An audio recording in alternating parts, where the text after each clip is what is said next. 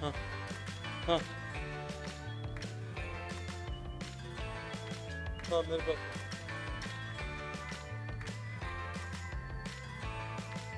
Everyone, please be seated. The next session is about to begin.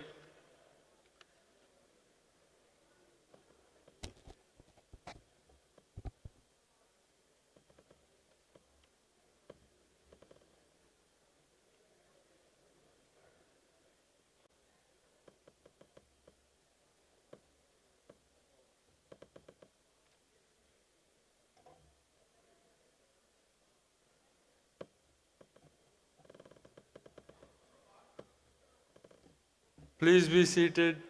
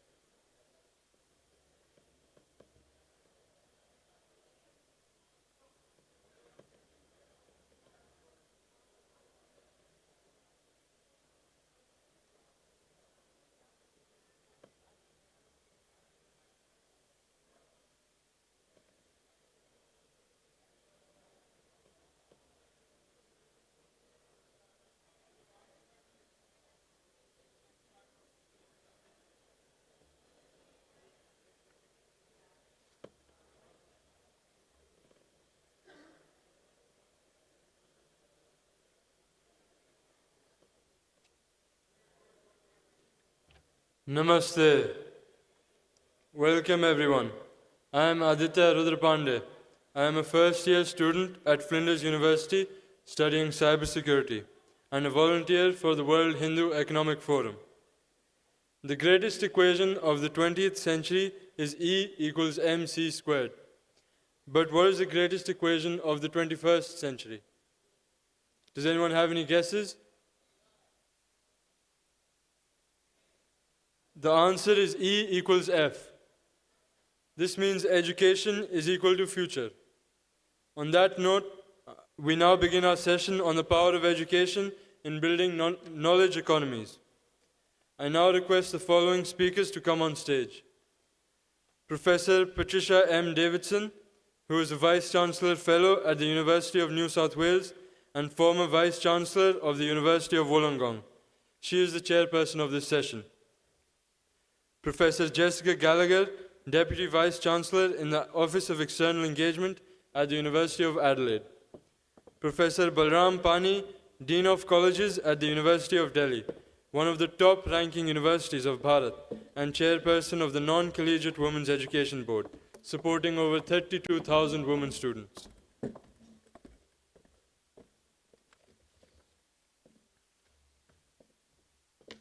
Now, I will hand over the session to Professor Patricia Davidson to chair the session.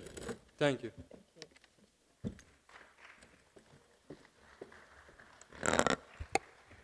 Thank you so much for that introduction, and I will remember that equation, E equals F. So certainly education is the future. It's my great pleasure today to chair this session, From Local Brains to Global Gains, Powering Economic Growth in a Borderless World. It's been great today to hear presentations about the broader vision of international collaboration, discussions of defence, in the previous session health, and in this session we're going to focus on education. I'd like to acknowledge the Kaurna people as the traditional owners of the lands on which we are meeting here today, and pay respects to elders past and the future, and recognise and respect their cultural heritage, beliefs and relationships with the land.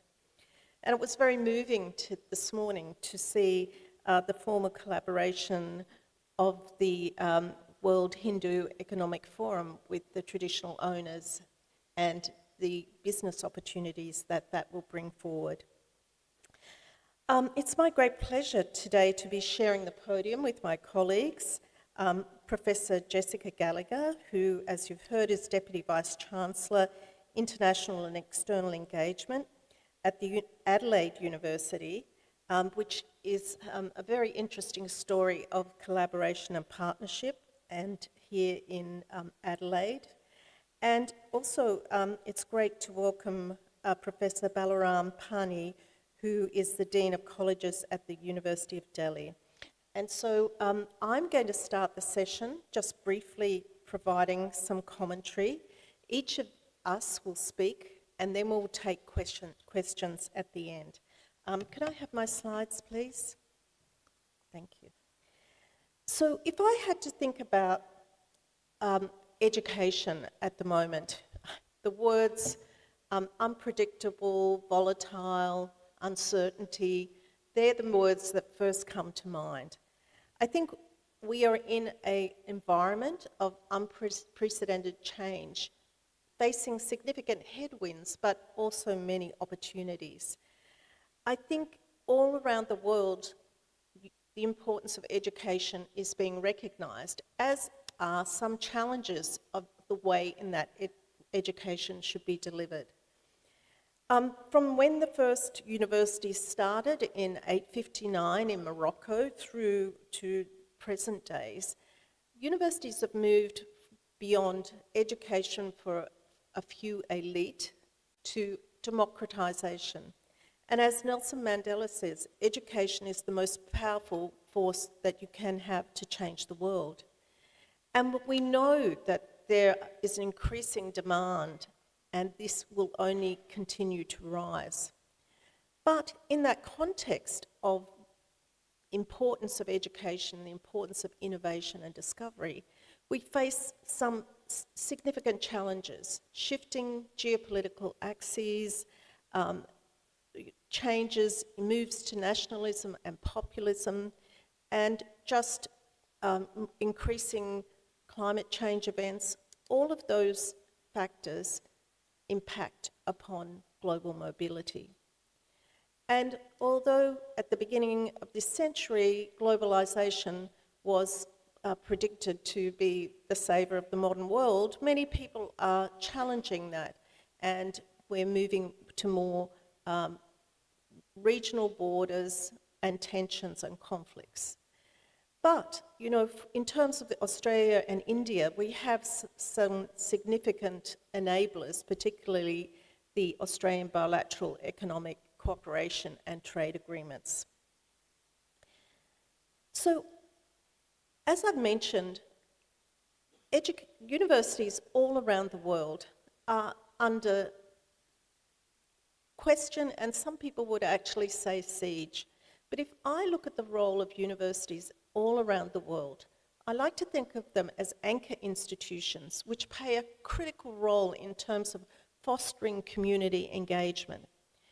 And it's really critically important that these activities align with things such as the Sustainable Development Goals.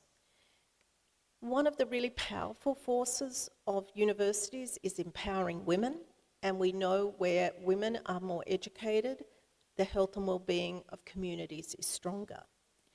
And as was clearly discussed this morning, the real power of relationships, respect and shared priorities, much of this comes from soft diplomacy, where students get to meet together, share each other's values, and this increases their cultural competence and collaboration. And we know that in spite of many of the challenges, that the importance of international education has never been more important in terms of transforming the world to being economically sustainable, and also a planet and environment that is positioned to face the challenges ahead. So I'm going to just give you a few examples of how we should be thinking about international education. I have the privilege of chairing the New South Wales International Education Advisory Board. And within this board, we're really trying to clearly articulate the importance of international education to the New South Wales economy. Often in policy, we have silos and there are competing agendas between each of specific portfolios. And certainly we've seen this, and I guess the elephant in the room is the challenges that we have at the moment around visa processing. So what we're doing in New South Wales is really trying to align international education within the ecosystem of the New South Wales state government. Because international education is a huge contributor to the New South Wales economy. It's our second highest export. It brings about $19.5 million to the New South Wales economy. But more important, it's the skills that it brings to our state. We know that 40% of people in our graduate and research programs are international students. We know that international students contribute to the highest number of tourist visits in New South Wales. So in so many ways, international education makes sense. International education is big business, but unless we align incentives across the economy, it is very, very challenging. So I guess my point is international education is good for the world. It's really important for our local economies. And in terms of building capacity globally, we know that only 15% of international students actually stay in Australia. So the vast majority go back to their home countries and contribute to the skills and economic development of each of those countries. So I've just given you a few quick examples of why international education. It makes sense for business, it makes sense for individuals, and it makes sense for creating global connectivity, respect, and importantly, tolerance, and a world where every individual has the right to an education and also to live in a peaceful environment. And sadly, around the world, we see so many examples where that is not happening. So I'm just giving you an example of implementing and embedding international education within the government and policy and infrastructure. So we've worked really hard with the New South Wales International Education Advisory Board to be able to embed the importance of international education into strategic priority documents, from the innovation blueprint to research and productivity.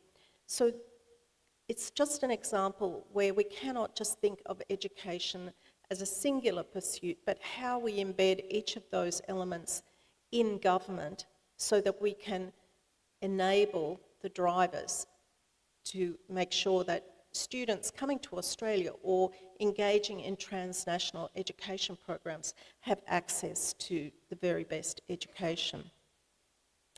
So I guess the point that I also wanted to make is that in spite of the fact that many people see immediate business opportunities, international education is a long game. It takes time to establish relationships. It takes time to engage the regulatory frameworks. And it's really important that we think of the regulatory factors in each of the countries, because that is, again, an important part of a robust international education system. And within higher education, most universities want to move from a very colonial model where we have students going from low-income countries to high-income countries, to one where there is mutual respect and reciprocity and benefit for all. So for those of you who are in the audience, thinking about how can I engage, and I've just put up a couple of comments that we to think about, and my colleagues here will give their very rich experience about ways forward. If I had to summarise the comments, firstly, it's about relationships, respect, and aligned goals and values. It's about harmonising international regulations. We cannot assume that we think only about education, particularly for professional regulatory bodies such as in health and medicine and engineering, and we had some discussion of that in the previous session. We need to align not just the educational facilities, but the regulatory bodies. And this takes a while to align. We have to also think about the different regulatory, legal and accounting systems across countries. One of my colleagues here is here, Natasha, from, she's here somewhere, so you should seek her out, but it's for why I really want to showcase this. Natasha Bada works with is a leader in the Newland Global Group, and they have developed a case study compendium, and this is a photo from the first one, and they're currently developing the next one. And part of it, and I know it's simplistic to say it's a how-to, but it's really helping people understand the complex navigation of cross-country collaboration. Because, you know, you can be one university to one university and think you've got it all sorted and the plan is clear, but you have to engage regulators, both in countries, and also thinking about what are the accounting and legal systems. So, in spite of the fact that there are many benefits to be gained, in terms of the business world, because of adding the additional regulatory issues of compliance, it can be very challenging. So, I've just started off this session by thinking about there's many push factors that are taking us towards increasing internationalisation. And also there are pull factors as well, and there are disruptive factors. I think if any of us 2 years ago could have predicted where we are in Australia in terms of changes in the visa requirements and caps and other discussions, many of us would be amazed. But also in a broader geopolitical context, we are seeing a range of factors that influence the mobility of individuals throughout the world. But I think in spite of all of those challenges, you know, education research is critical to achieving a safe, just and healthy world. And so we really need to move forward on our agenda. It's really important that we balance issues of commercial viability with those that look at sustainability and also cultural respect. And also, I think it's very important that we think about the impact of global connectivity and set up systems and processes that are going to lead to favourable outcomes for global education. So I'll stop there, and now I will hand over to my colleague, who is going to Jessica, who is going to take us through her experiences and thoughts, and then we'll come back for discussion. So thank you.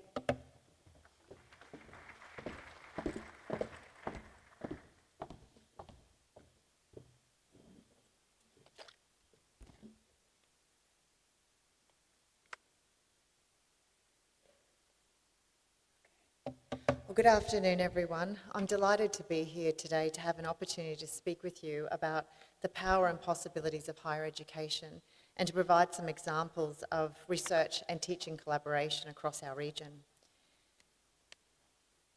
In South Australia, the university sector is at the centre of an intricate ecosystem, one of collaboration, connectedness and entrepreneurship. Through a partnered approach to education and research, we drive business growth and investment that go far beyond our institutional walls. At a time where we're seeing geopolitics at play and a retreat from globalisation, universities are leaning in further to both stabilise and advance local and global economies. This is also a time of significant transformation for the state of South Australia.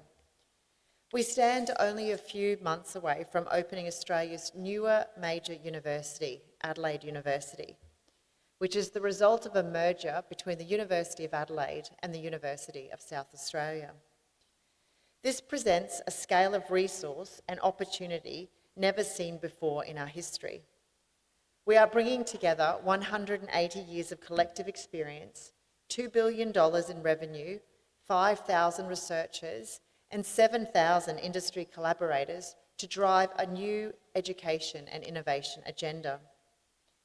An agenda that will seek to shape workforces and deliver nation-critical and globally relevant research that will work across the full value chain from discovery to commercialisation. We seek to be behind the changes that matter.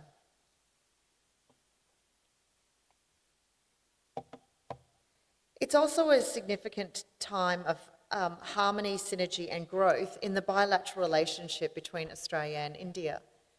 This bilateral momentum has created many major funding opportunities for universities and industry partners to explore areas of joint national priority, such as energy, health, sustainability and food security.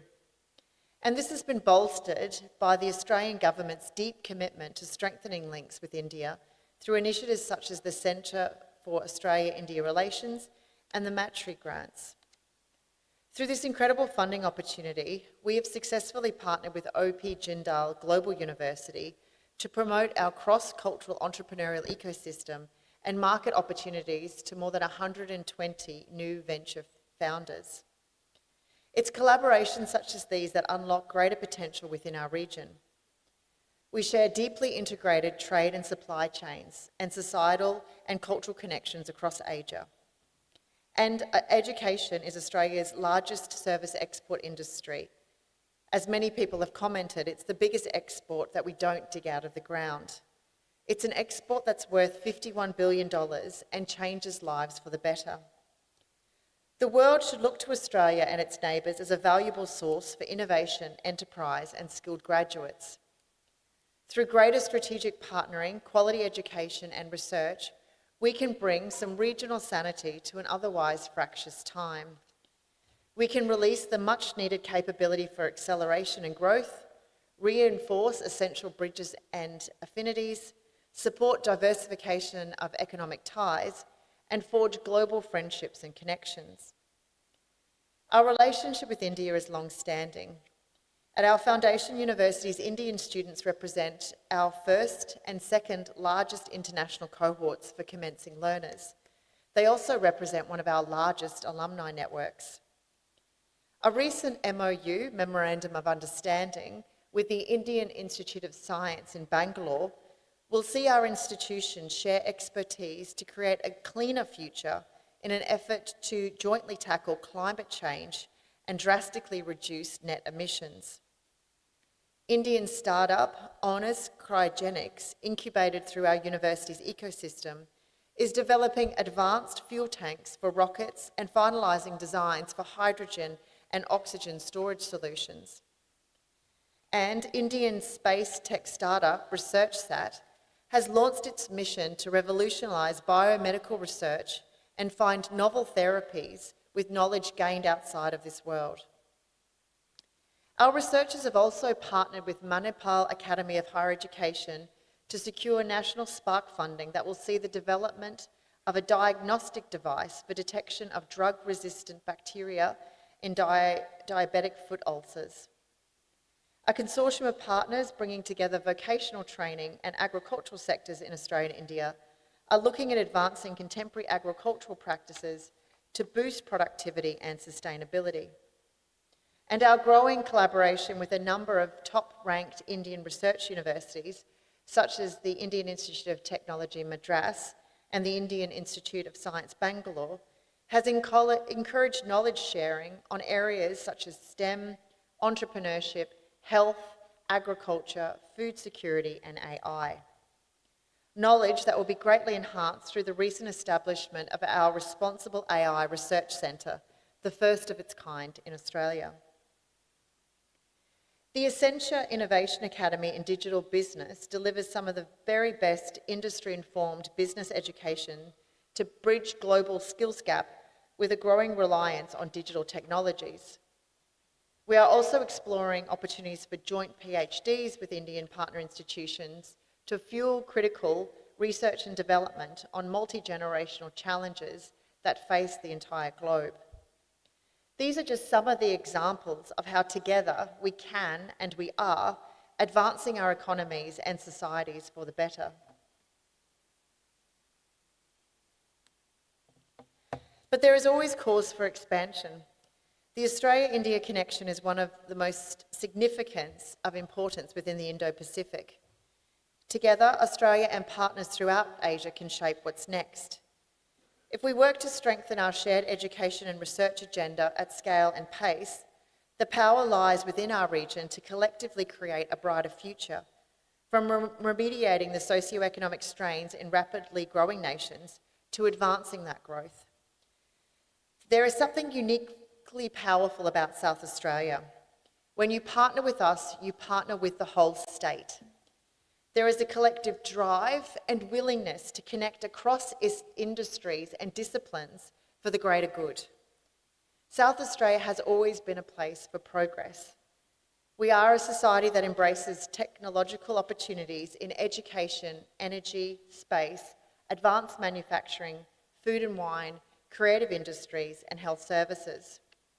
We are home to the Lot 14 precinct, a world-class innovation district with more than 160 organisations and startups, and where Adelaide University will become the first operator of the Australian Defence Technologies Academy. Adelaide's Biomed City, one of the largest health and medical research hubs in the Southern Hemisphere, includes more than $4.5 billion in investment from our university to educate the next generation of health workers and where bright minds are tackling pressing health challenges. The Australian Institute for Machine Learning is a world-class hub where we conduct competitive R&D in responsible AI and computer vision technologies.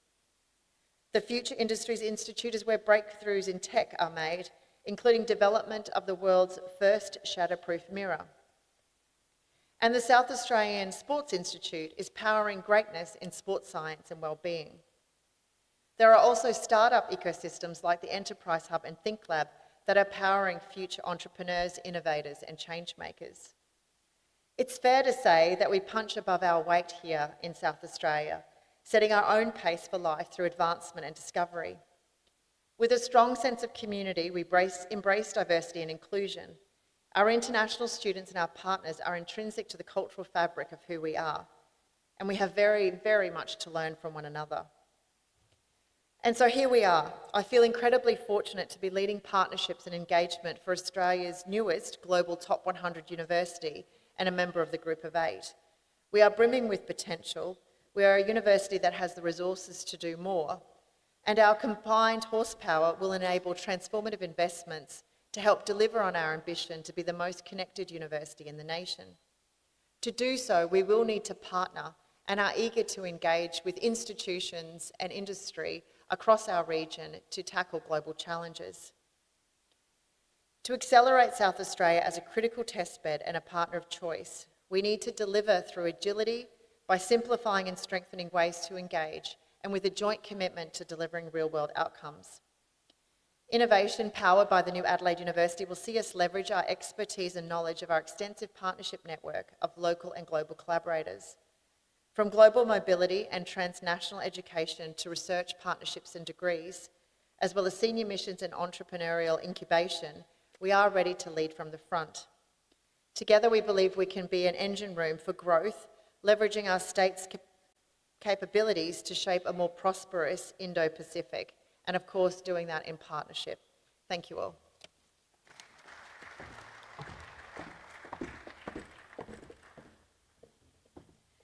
Thanks so much, Professor Gallagher. Now my great pleasure is to introduce Professor Balaram Pani to the podium. Welcome to Australia, and we look forward to hearing your comments. Thank you.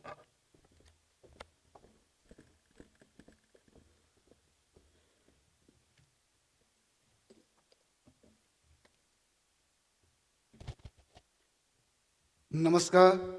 Good afternoon, everybody.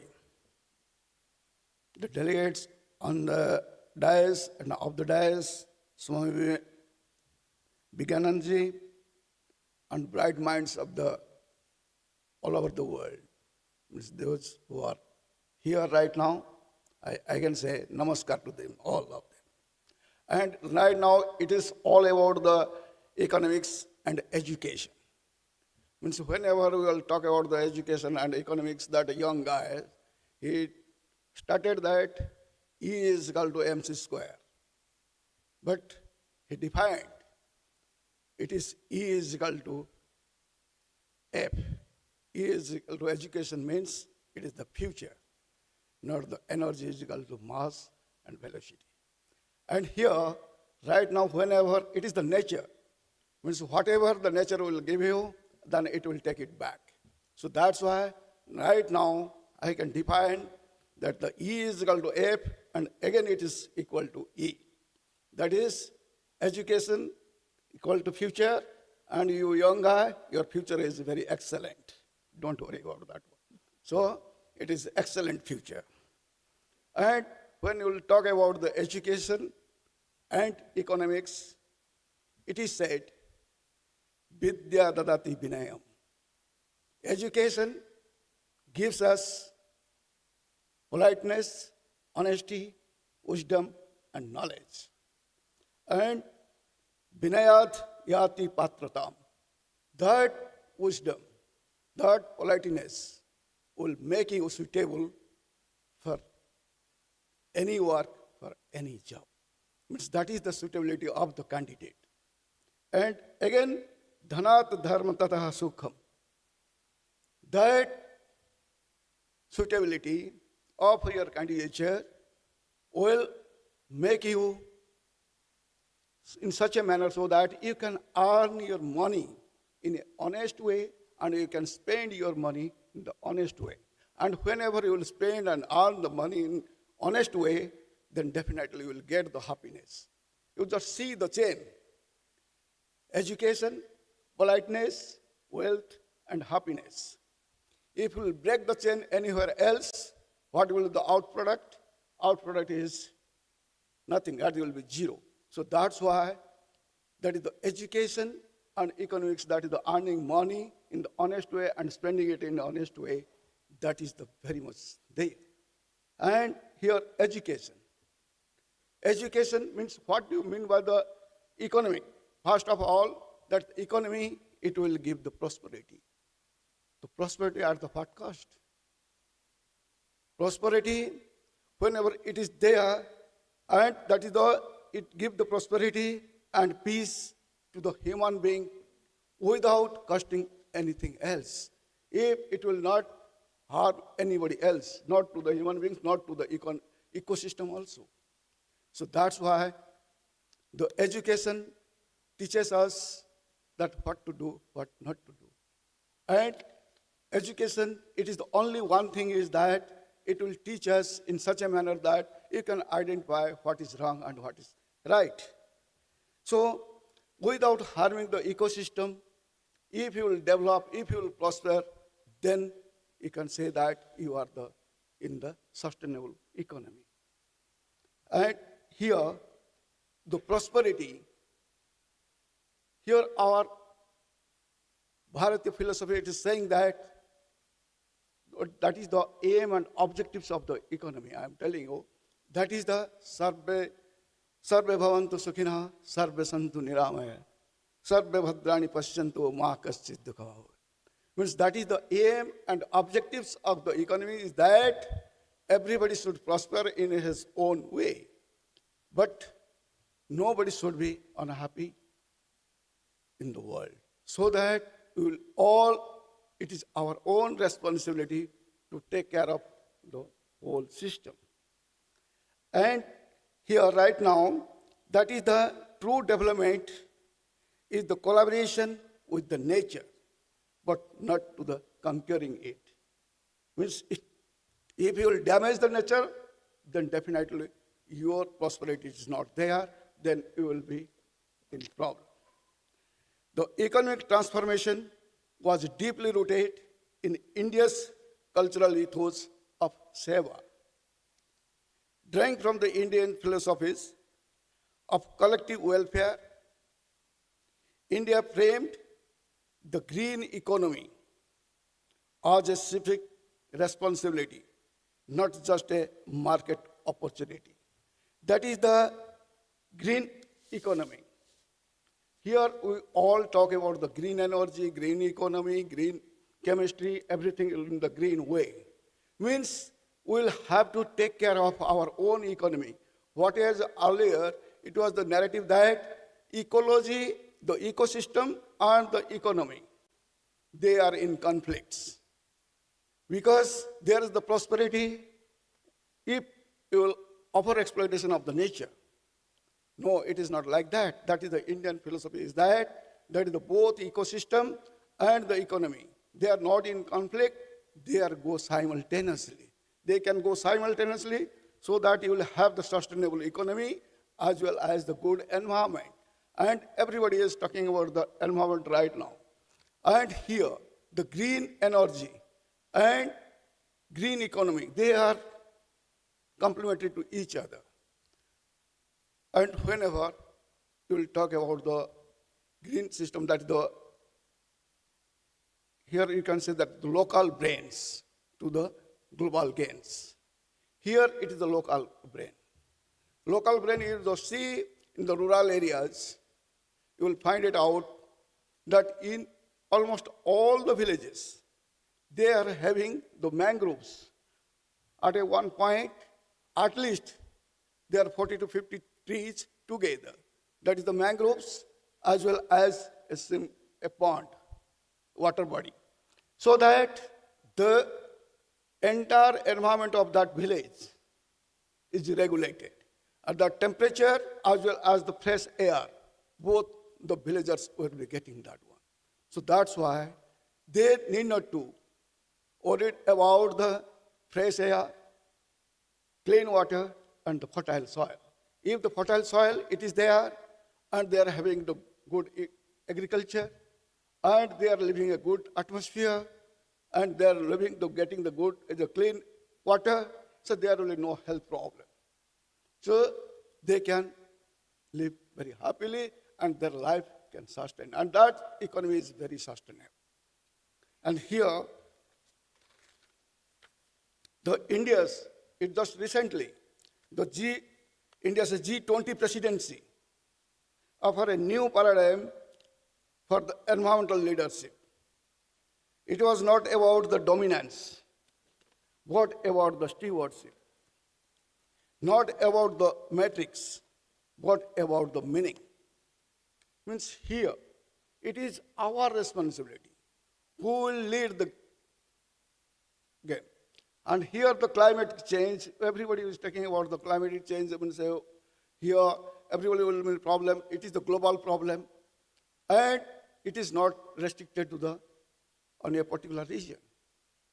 So therefore, that how to harmonize all these things, that right now we are saying that global system and the global gains. Out of that, we are moving towards the global. Means that education system, the universities, as before it was said that the education system should be open to all. And all over the world, the ideas can be exchanged, the ideas and technology. Means you have the ideas, then the technology can be researched. Means, for example, I am telling you, means how the local brains are operating. In India, that is in the primitive education, that is in Ramayana, Demon Indrajit was using AI system, the artificial intelligence. How? Because at the same time, Indrajit can make clones of many Indrajits. And right now, in AI system also, we are doing the same thing. But that is here what I want to say, that is the ideas. You can take the ideas from your local brains And out of that, you will have to make the technologies out of that. And you can use that idea to find out the technology. Just your science and technology. Science means it is the probability, and technology, it is the reality. And science, it is saying that these things, if you can do, it can be possible. And technology, it's making the reality. So that is the application of the science. In the similar way, if you find out the ideas, if you have the ideas, then we can do the research work and find out the technologies to implicate that ideas which will help you out to make easier life and smoother life. And here, right now, to get all these things, you just see here that airspace, it's just I was moving in the stalls, here airspace, they have used their indigenous technology to have, that is the drone right now, and they have the solar energy, means that is the green energy, we are talking about the green energy, and everything, it is the environmental friendly, and if it is the environmental friendly, then it will give it leading towards the sustainable economy. And for that one, that our policymakers, our industrialists, our educationists, they should come together and join hands together and find out some solutions, because everybody was talking about the problems, because there are many problems. But now it is the time we should move from the problems to find out the solutions. How to find out the solutions? Now we should be moving in that directions. And here, you are saying in the economy, one is the, you can say, tangible and intangible process. The intangible assets, when you will make it a tangible one, then this is called the research. And that is the tool mechanism, that is the local brains, and the local brains should be nurtured in such a manner so that they can show the talent, and talent is everywhere. But the thing is that the skill is here at the right time. If you take the right decision in the right direction, then your output will be in the right way, and you will do whatever you want to produce, you can produce. But the thing is that you will have to take the right decision at the right time and right action. Then only you will be enjoying everything. And it is said that without happiness there is no life. So you should be very happy. For that reason, you will have to make everybody happy. Otherwise, if you are happy and your surrounding is unhappy, then you cannot be happy. Therefore, the whole world is together. So therefore, our philosophy is Vasundhaiva Kutumbakam. There is no boundary in the world. Whole world is one, whole world is one family, and we will nurture the whole world so that we will live happily and enjoy everything, whatever we want, we can enjoy it. And again I say, I am privileged, I'm here. Again I say namaskar, thank you.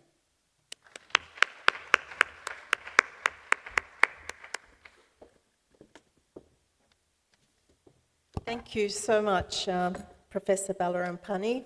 I love the words about happiness. So thanks so much to my colleagues who have kept right on time. So thank you. We have time for questions. So maybe while the microphone's working there, maybe I can ask Professor Balarampani, you have had many international collaborations with, at the University of Delhi. What would be important messages that you would give, say, to Australian education providers who are interested in partnering with you?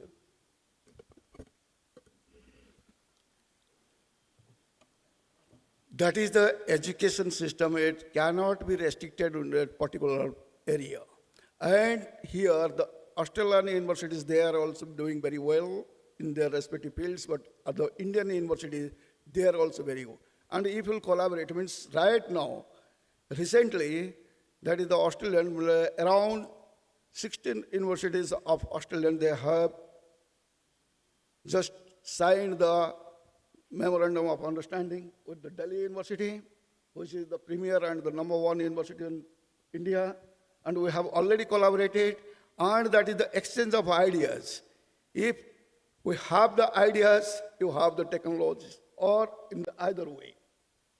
If you have the ideas, we have the technology, then we will collaborate with each other so that we will be getting the help from each other and we will prosper in a better way. Thank you. So that's an excellent comment. There was a question at the back. If you could just please tell us your name and your affiliation. Yes. Good afternoon, everyone. Namaskar. My name is Ashish Wagle from Boomerang International, and I've been in international education for over 17 years now, mainly promoting the beautiful city of Adelaide, South Australia. And my question is, so we all know that there are world-class universities in India, Singapore, Hong Kong, Malaysia, China, and mainly in these countries, the student entry is based on merit and academic potential. So we get a pool of students who are from various socio-economic backgrounds studying, so it creates opportunities and a pool made up of everyone, more of equality. Whereas in the bigger countries like US, UK, Canada, Germany, Australia, we have a problem, and I want to ask, what are the key challenges that prevent many institutions in these countries from doing the same, especially when international students are such a vital part of their sustainability? And what is the impact of having a pool, alumni of students who are based, whose selection is based primarily because of maybe government policies, of individuals who are mainly from not so privileged backgrounds. You know, they are mainly have to be rich. In addition to academic merit, they have to be rich. So we are getting students from around the world who are missing out on most of the population by only being able to take people who have hundreds of thousands of dollars to us, you know, being able to show, to get visas to these countries. Great. Thank you yes, for that question. Thank you very much. Professor Gallagher, would you like to make a start, and then maybe I might comment? Sure, I'm not sure that I got all of it, but I think that the question was around inclusion and opportunities for a broader cohort of learners to access international education. And it is absolutely something that talent needs to be needs blind, or opportunities for talent needs to be needs blind, and the work that universities need to do to provide opportunities through scholarships, through in-country and through partnership activities in order to open up the broad range of educational opportunities. Certainly that is the approach that Adelaide University is taking. We have a focus on both excellence and equity, so providing greater opportunities to be able to connect with a much broader cohort of learners and scholars to come and to connect with the South Australian education ecosystem. So to that end, we have a number of new scholarship programs that are going to be introduced to be able to support students from a range of backgrounds to come and study. We're also looking at local partnerships, so the way that we can leverage digital tools to be able to provide education offerings in country, so to be able to actually not necessarily assume that all students need to come to Australia for the full duration of their degree, but rather that they can actually spend time in their home countries and commence their studies and then look potentially to come to Australia for intensive blocks or different times within their program. So we're looking at a different range of models to be able to connect with more students.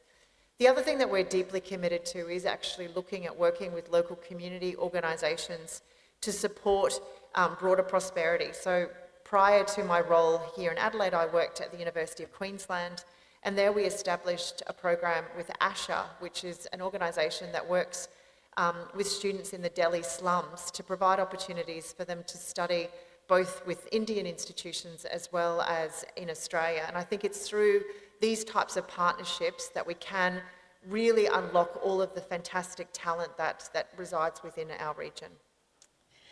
Thanks. That's an excellent response.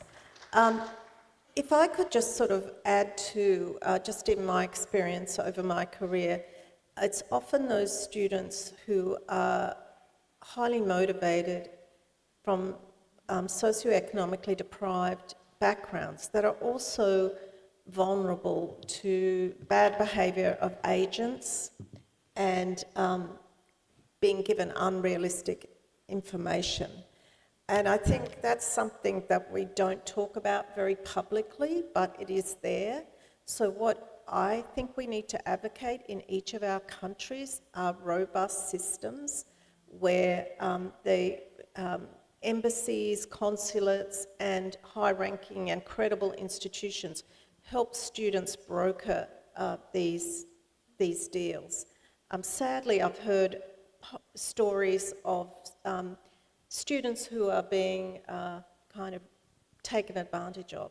So I think, just building on Professor Gallagher's comments, one size doesn't fit all. And just in my experience in India, the demand is very high. We've heard that about from this morning with population statistics, but the ability to pay is low. So I think we, as Professor Gallagher says, we have to look at more different scholarships. And then also, it's not just about tuition. People have to be able to live when they come here. And one of the biggest predictors of students not completing their degree on time is having to work too much. So it's a complex issue, but thank you very much for the question, but it's something that we all have to work on. Next question. Hi. So, thank you for nice talks. I am Professor V.V. Singh, professor in the School of Computer and System Sciences, Jawaharlal Nehru University, India. So just we are witnessing the application of AI, especially generative AI, large language models in different domains, and we are solving so many complex problems. When it comes to higher education, especially research, so far research also, at the various stages of research, AI tools are available. And recently, MIT USA has done a survey, and they found that students who are using AI, these tools in research, in solving problem, so it may be chances that it may hamper the critical thinking. So my question is, who to use, when to use, and how to use these tools, especially in higher education, especially in research. Thank you. Great. Excellent question. Can I ask Professor Balaram Pani to maybe have the first go at answering that? Yes, AI is the technology. It will just facilitate you. But you, the teaching community, they should be very, very careful about the application of the artificial intelligence so that the critical thinking of the students should not be hampered. Because every time, it's whatever the assignment is given to the students, right now they are using the AI to get all these things. But here, this is the responsibility of the teaching community that AI technology, it is used to facilitate your system, but not used in the massive way to stop your critical thinking. And here, that is the use of that artificial intelligence. It should be restricted to a particular point in the research work. Whenever it is the writing part of the any assignment, or it is the analytical part of the any assignment, the AI should not be used. Or it should be used to facilitate your methodology, but not the critical thinking. So that this is the tool, it will be used for the methodology only. Means how to do the research and what way you will be moving, means this thing. But how to analyze all these things, your own brain should be applied. So that critical thinking, in case of the critical thinking, or in case of the analytical process, the AI should not be used. Only it should be used for the methodology. Maybe I could just add to that. It is a complex question, and the challenge is that AI is disrupting all sectors, and it's not something that we can avoid. And so we do have a responsibility within our institutions to teach our students how to use AI effectively to be able to support their career growth and career success.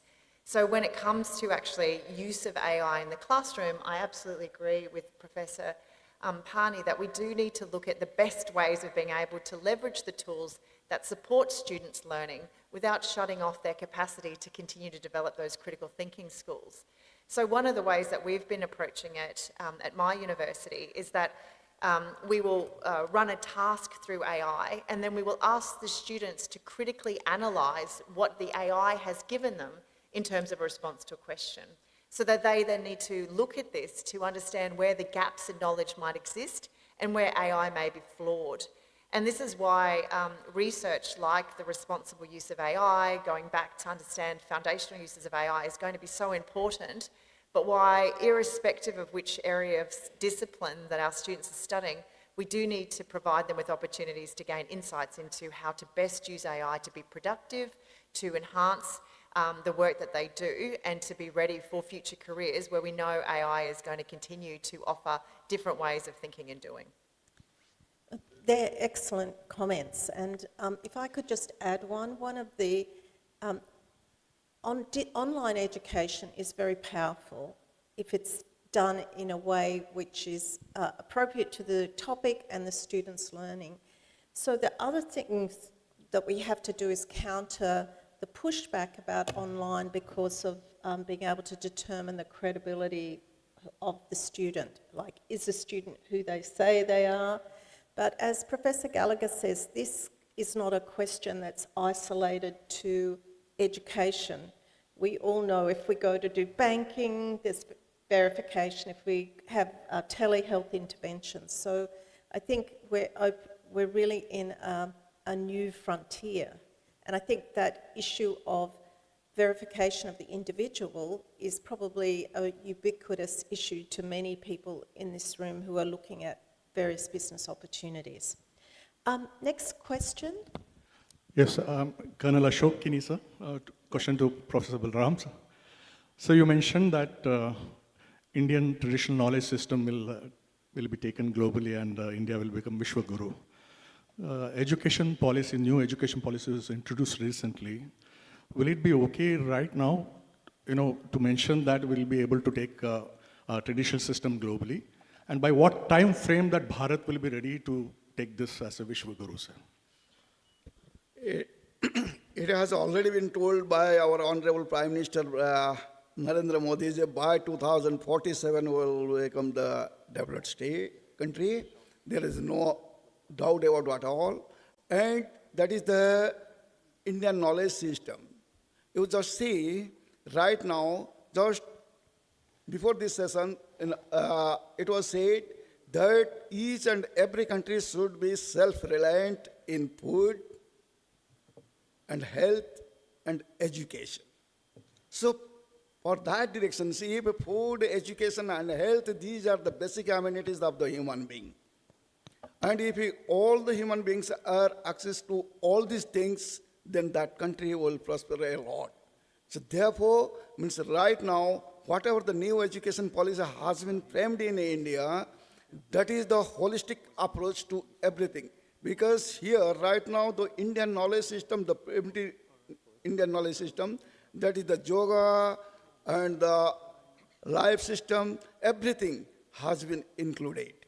And here, you will find out that there is the yoga system, here is the health and education, the holistic approach to the education that will help with the education system to go anywhere else. And in addition to that, it is always one dialogue.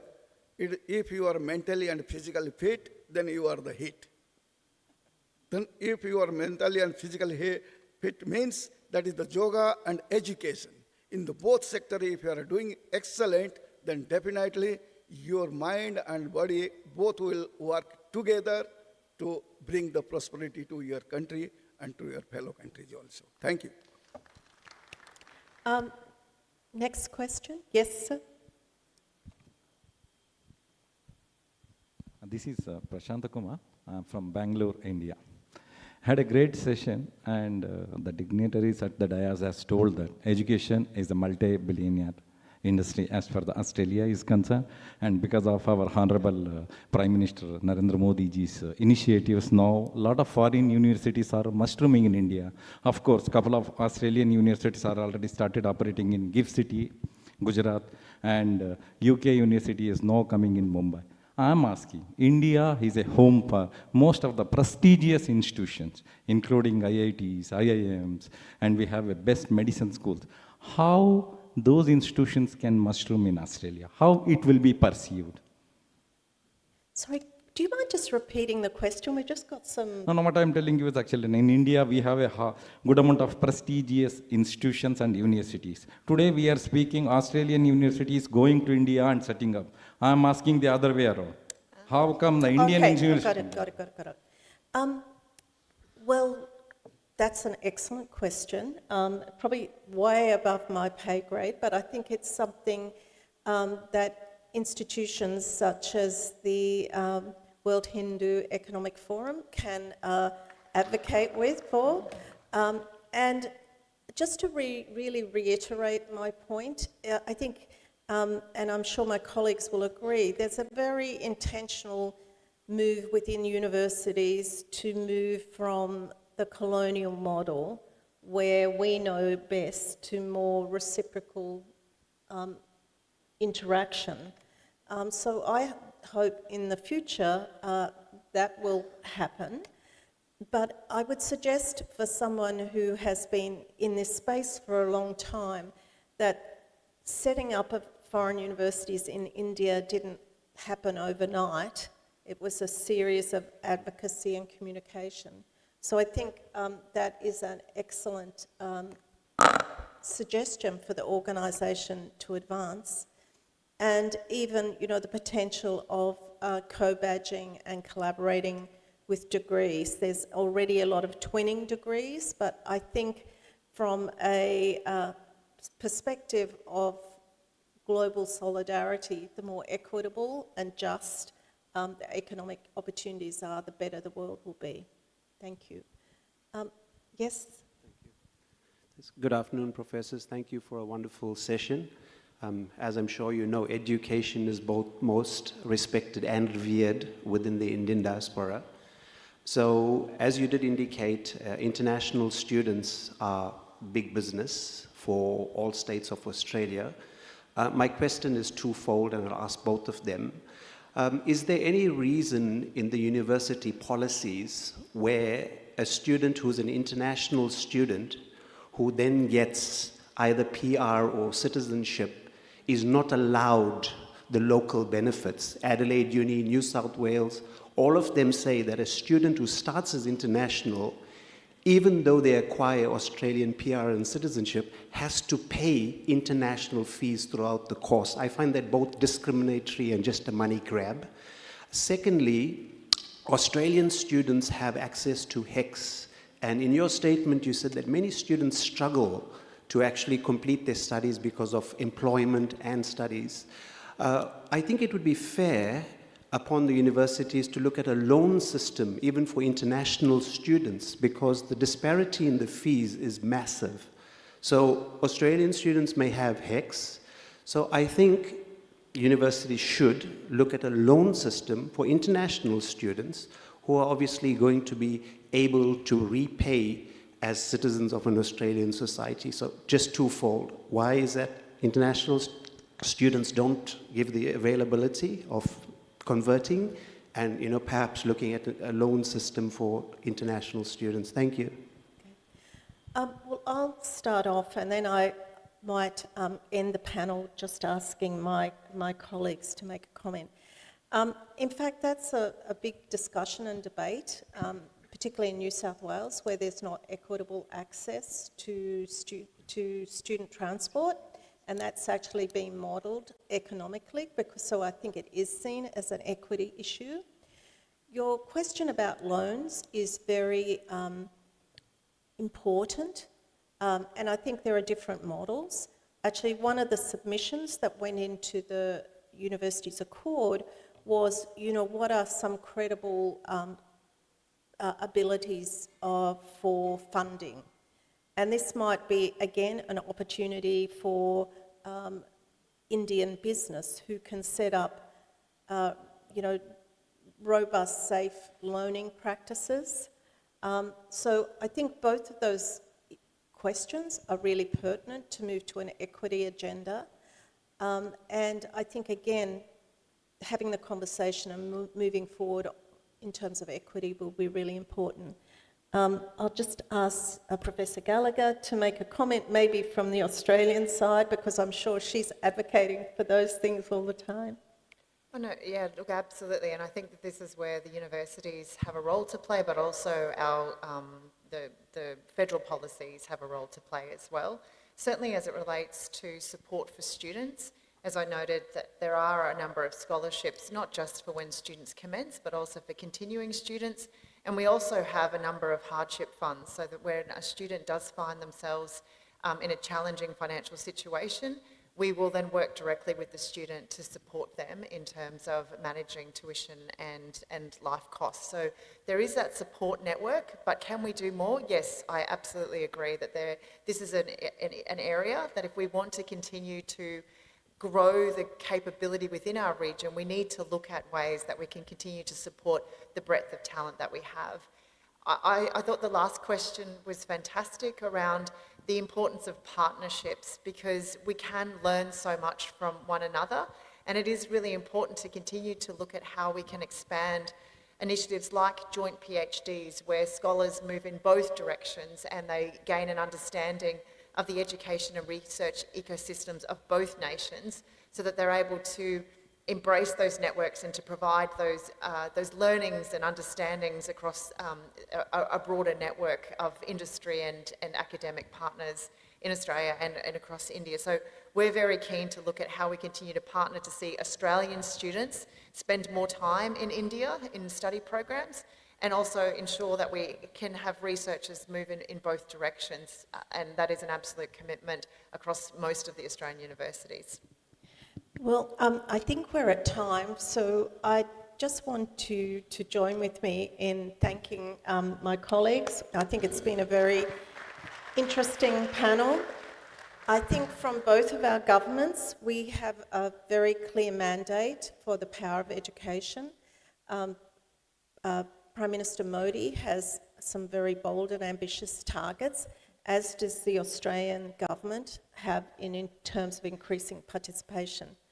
As one of the older people in the room, I can maybe reflect back in history. In the 40s, in single digits were the number of Australians going to university. It was really with transformative policy in the 70s that really the democratisation of higher education came to be, and now over half of Australians have a bachelor's degree. So I think it's just demonstration that the pathway is there. There will be challenges along the way, but partnership, advocacy and collaboration will be the key to breaking through and moving forward. So thank you so much, everybody, for being with us this afternoon.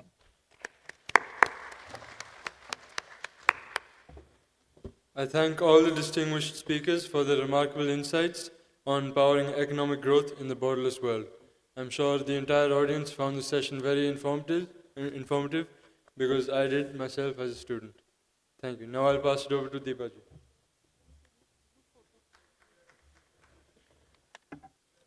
Namaste again.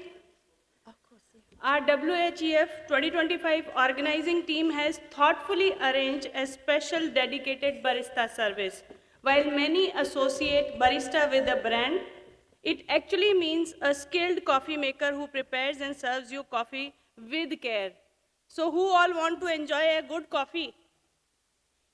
You? Then you have to promise me something. No, you have to promise me. So we'll take a coffee break, then please be back in the hall by 5:15. Promise? So let's take a coffee break. As you enjoy your coffee, we encourage you to explore the 40 vibrant exhibition booths a fantastic showcase of products, service, and innovations across multiple sectors like capital investment, NSW, capital investment Victoria, Thinkuvate, Franchisee Ready, Sky Furniture, Aboriginal Business Industry Chamber, Rakesh Singh, Business Coach, Sustainable World Alliance, and SDG City, all ready to share ideas that could shape the future of global business. Thank you.